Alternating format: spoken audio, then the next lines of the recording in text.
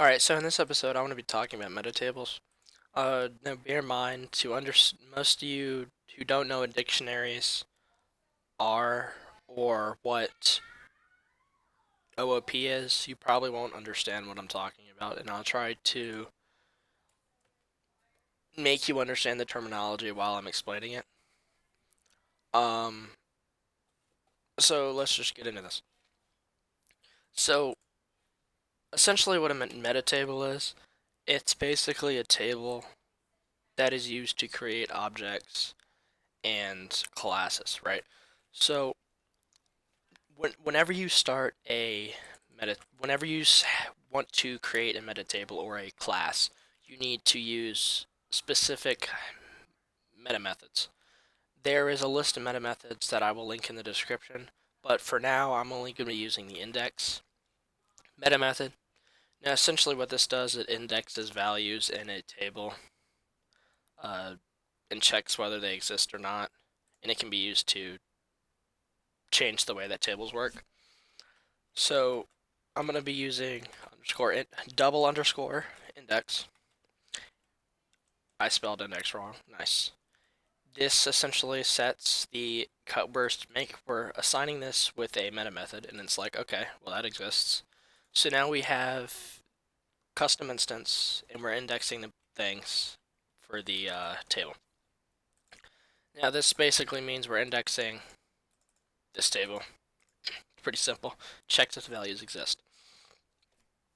Now, this will let us create metatables and will assist uh, when making classes and objects. Whenever you start a metatable function or method, method is the proper term. Whenever you do metatables, stuff with metatables, you need to start with this meta method because it just allows you to do things that normal tables can't do. So now what I'm going to do is create a function. Now, normally when I create a function, we have to, it's function the name.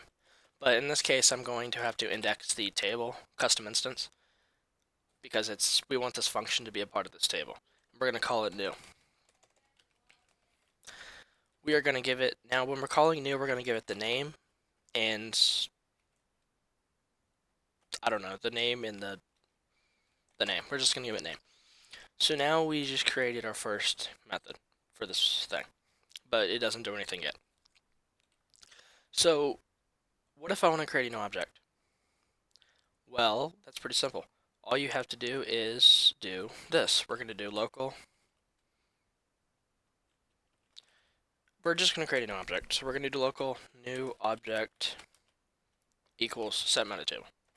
This is setting a metatable. This is basically allowing us, it's basically setting up our object for us. And this takes two parameters, table 1 and table 2. Since I do not have a current table, I'm going to put in an empty table. This automatically assigns the empty table to a new object. And I'm going to do custom instance, because this is the table we're getting everything from, and this is the table we're indexing. We just created our object. Now, currently this object does not have any properties. I'm going to return the new object, right? So if we call this thing local require game.server_stores.new instance, and if we call test dot, am I not returning? Test.new.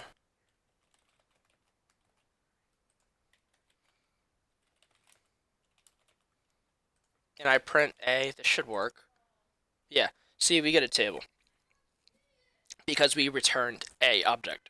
And object is basically like, it has a bunch of data, but right now there's actually nothing in it. Like if we call name, because we put in name, right, it should work, right? No, it doesn't work. Now it's returning nil because we use this index function. Normally it would return nothing, it would error because it's like, hey, that doesn't exist in the table. But since we use index, it prevents that and it just returns nil. So now we know that we have to actually assign it. So to do that, I'm going to do new object dot name. This is essentially putting a new thing because we did index. It'll check if that exists, and if it doesn't exist, then we're going to go ahead and put a new key. The key is going to be called name, right? And we are putting the parameter we gave it here as the value. So the new object.name will be equal to a. So if we print a.name, we will get a because that's the name we gave it. We could also name it Jerry. And we notice, hey, congrats, we just created an object with the name of Jerry. Now you can do other things too. What if you wanted to change the alive value, right? We're going to put a new function. Oh my gosh. We're going to do a new function. We're going to call it alive. And we have to do the same thing. New object.alive equals alive. Right? Actually, we don't need a parameter for that. We can just do true because we're creating an object. So now if we do a.alive, it's true because Jerry is indeed alive. Now, what if I want to change these objects? Well, you can actually do that. So I'm going to create another function called, I don't know, kill Jerry. Why not? YouTube's going to demonetize me for that. In this case, we're going to have to use the self, which refers to the object we're giving it. So we're going to do self dot alive equals false, right? And we're going to return self. So now if we call this new function, a equals test dot kill Jerry. Oh my gosh, I don't like saying that, but it's fun. We return a, and we notice Jerry is now no longer alive because we just changed the object, right? Because we set the value of that object we gave it, self, which is this. This is self, the object we created, self dot alive, right? Because a dot alive is essentially the object, and a is essentially self, and self dot alive equals false. This is setting that value because we did this up here. It checks if it's there, and if it is there, we can actually change the value. And we changed it to false. So self.alive is now false and the object is dead. We can do this with the name too. What if we could do self.name equals dead? Dead false. Now we change the name. Right? Because we gave it the object. Now we could also do it with a colon. Bruh. And just do self like that. And it changes the object, right? But I like to keep it organized and actually give it the object so it knows what I'm talking about. Sometimes you can run into errors. I've run into errors, and I like to do this because it's just easier. Now, what if I wanted to create another object? Well, you can do that. So I'm going to do local b equals test.new. We're going to call this one Tom. We're going to print b.name and b.alive. So Tom is alive, and let me change this.